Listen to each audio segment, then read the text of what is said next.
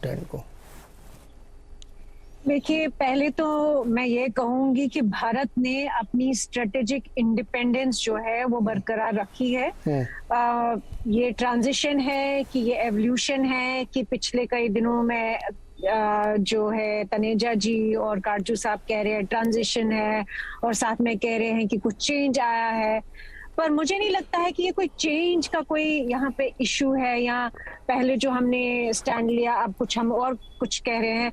मुझे लग रहा है कि भारत जो है बहुत कंसिस्टेंटली अपनी स्ट्रेटेजिक इंडिपेंडेंस बनाए रखा है। इनफैक्ट यूएनएससी में जब वोट हुआ तो उन्होंने कंडेम किया था और साथ में फिर एब्सटेन किया, तो वो दर्शाता है कि भारत बहुत मैच्योर लेवल की डिप्लोमेसी अपना रहा है, बहुत मैच्योर लेवल का स्टैंड ले रहा है।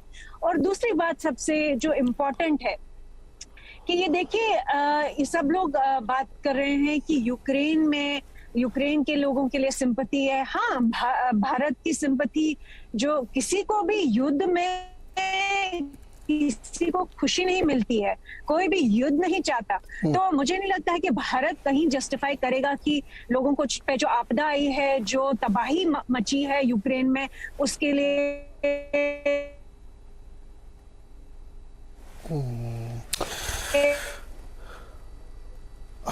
शायद नेटवर्क इशू है। दोबारा जुड़ेंगे उनसे, आरती जी से। हमारे साथ शिवकांत शर्मा जी भी जुड़ गए हैं। शिवकांत जी, ये आग्रह पश्चिमी देश या पश्चिमी मीडिया क्यों बना रहा है और भारत की आलोचना कर रहा है कि उसको एक स्टैंड लेना चाहिए? हमने स्टैंड ले लिया, हम एब्सटेन है। नहीं, स्टैंड लेना और स्टैंड लेते वक्त आपकी भाषा भंगिमा क्या होती है, इन दोनों में फर्क है।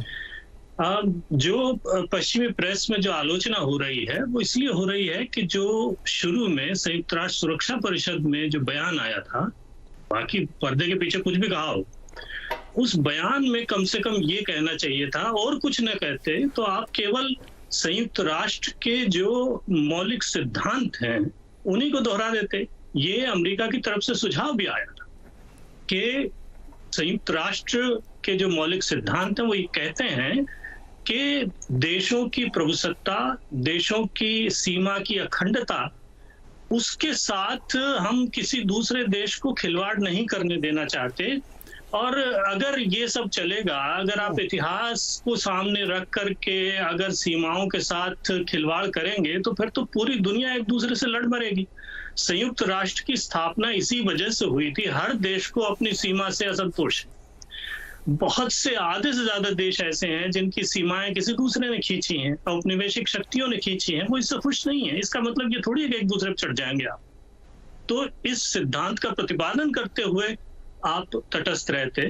आप ठीक है, आपने वोटिंग में नहीं हिस्सा लिया, आपने महासभा में वोटिंग में नहीं हिस्सा लिया, ये सब ठीक है, लेकिन आपकी भाषा क्या है, आप क्या कह रहे हैं? और फिर दूसरी बात यह है कि देखिए, मुझे मुझसे बड़े